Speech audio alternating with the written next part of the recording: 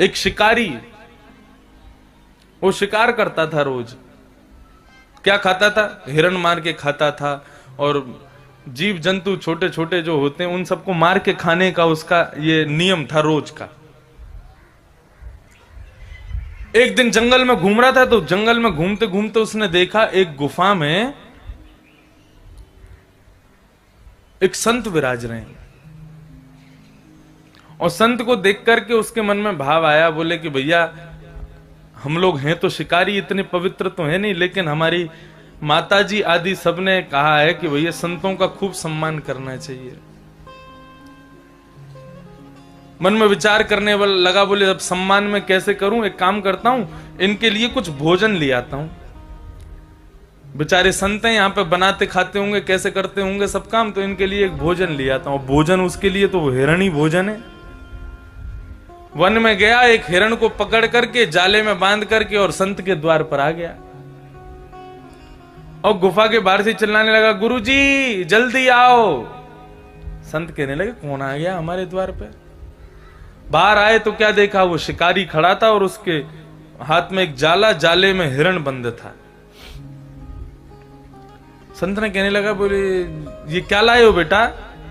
बोले गुरुजी मैंने विचार किया कि आप कहां, भोजन भी आपको कोई बनाने वाला नहीं, आप शिकार करने भी कैसे जा पाते होंगे, आप तो भजन में व्यस्त रहते हैं, तो मैंने सोचा आपकी व्यस्तता के लिए मैं ही कुछ प्रस्तुत कर दूं, तो मैं आपके लिए भोजन लाया हूं।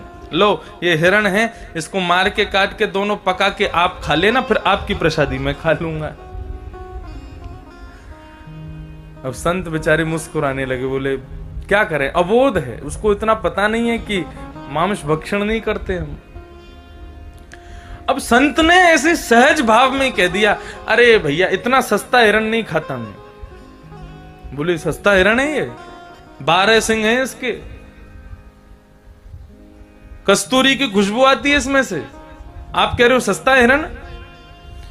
बोले कि मेरा हिरण जो है उसका स्वरूप ही कुछ और है, वो ऐसा नहीं दिखता, उसका रूप, उसका चलना ढलना सब कुछ बिल्कुल अलग है। शिकारी बोला, तो आप मुझे बता दें आपका हिरण कैसा है, मैं वैसा हिरण ले आऊंगा। संत कहने लगे कि बरहा पीड़म नटवर वपहु कर्णयो कर्णकारम विभ्रदवासः कनक कपिसम वैजयन्तीं च मालाम् रन्ध्रान् वेणो अधर सुधया पूरयन्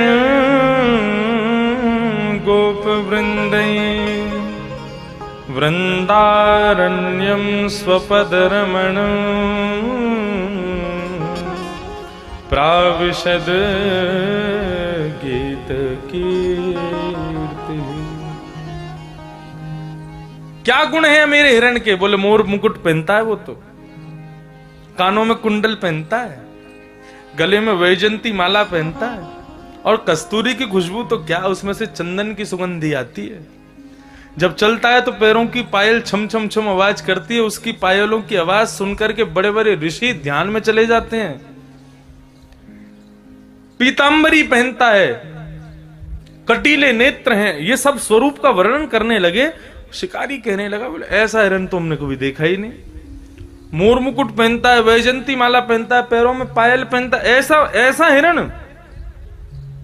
बोला हाँ यही हिरण है हमारा। तो शिकारी बोले जब तक ये हिरण नहीं मिलेगा, बोले तब तक भूखा ही रहूंगा मैं। संत बोले अरे हमारे जंगल में इतने विशिष्ट संत विराज रहे हैं, और वो बताओ जब तक ऐसा हिरण नहीं मिले तब तक भूखे रहेंगे, और हम इतने बड़े शिकारी होकर के ऐसा हिरण आपके लिए नहीं ला पाए, तो हमें धिक्कार है अपने शिकार पर। वचन देता हूं प्रभु, आपने जैसा हिरण बताया वैसा ही हिरण पकड़ करके लाऊंगा, आपको लाके दूंगा, फिर आप उसका भोग लगाना, आपके बाद मैं भोग लगाऊंगा।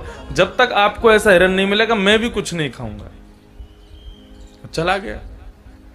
वन में जाकर के बैठ गया, ढूंढने लगा, खोजने लगा, पहाड़ों पर जाता, जंगल में जाता, नदी के पास ढूंढता, कहीं तो मिल जाए। अब सब जगह ढूंढ रहा है, बोले कैसा हिरण चाहिए, बोले वैसा हिरण। अब उसके आगे से साधारण हिरण निकल रहा है, उसको देख करके भूख तो लगती है, लेकिन बोला नहीं नहीं नहीं, मेरे गुरुजी भूखे बैठने, मैं कैसे खा लूं।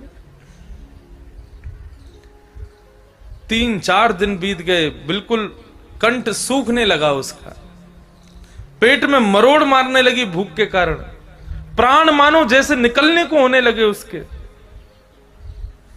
और भूखा प्यासा एक कोने में बैठा है, बोले जब तक हिरण नहीं मिलेगा तब तक बैठा ही रहूंगा, चाहे प्राण क्यों ना निकल जाएं, लेकिन आज अपने गुरु को वचन दिया है तो उनको पहले जाकर के उनका भोग दूंगा, तब मैं कुछ खाऊंगा। अभी विचार करता करता बैठा हुआ था, इतने में ठाकुर जी के हृदय में जाने क्या भावना आई, और उसकी इस भक्ति से इतने रीझे, और बैठे बैठे उसके सामने क्या देखा, झाड़ियों में से मोर पंखधारी, वैजंती माला पहने हुए, पीतांबरी पहन करके, पैरों में सुंदर पायल धारण करके, वेणु को हाथ में लेकर के, लकुटी हाथ में लेकर के श्याम सुंदर प्रकट हो गए। और उसके सामने से जैसे ही निकलने लगे, एक एक गुण देखने लगा। गुरुजी ने जो जो बताए, मोर मुकुट पहना, वैजंती माला पहनी, पीतांबरी पहनी, पैरों पायल पहनी, सुगंधी, और जैसी सुगंधी ली महाराज, पूरी मतलब मानो जैसे उसके रोम रोम में सुगंधी स्थित हो गई हो, ऐसी सुगंधी। बोला यही है वो हिरण जिसके लिए गुरुजी कह रहे थे।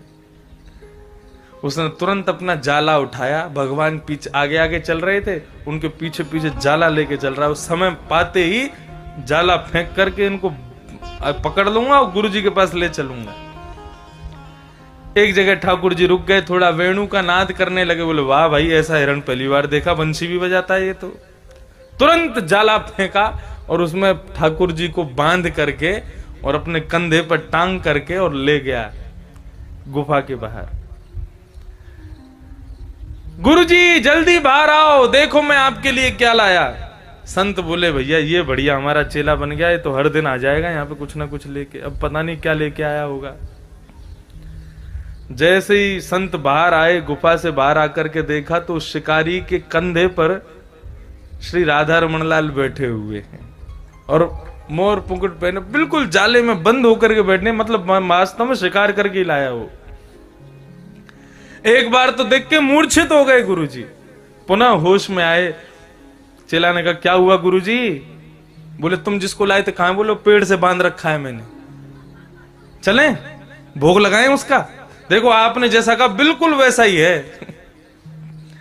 उसको अपने हृदय से लगा लिया। बोले अरे इसको